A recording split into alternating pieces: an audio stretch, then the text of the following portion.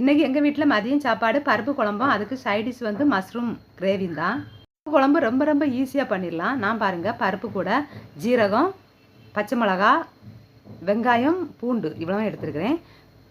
பச்சை மிளகா 2ஆக கீறி போட்டுக்கணும். அப்போ தான் பச்சை மிளகாயில் உள்ள காரமெல்லாம் பருப்பு குழம்புல இறங்கும்.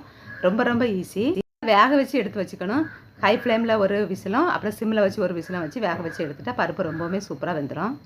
சைடிஷாக மஷ்ரூம் நான் ஏற்கனவே இதில் வந்து வெங்காயம், தக்காளி, வத்தல் தூள், மல்லித்தூள் எல்லாமே நல்லா தாளித்து விட்டு நல்லா கொதிக்க வச்சு எடுத்துருக்கேன். நல்லா கொதித்து எண்ணெய் பிரிஞ்சு வந்த அப்புறமா மஷ்ரூம் சேர்த்துக்கணும். மஷ்ரூம் இதே மாதிரி கட் பண்ணிக்கோங்க, அப்போ ஈஸியாக வந்துடும்.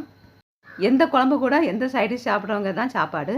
பருப்பு குழம்பு கூட மஷ்ரூம் ரொம்பவுமே சூப்பராக இருக்கும். இது மாதிரி ட்ரை பண்ணி பாருங்கள்.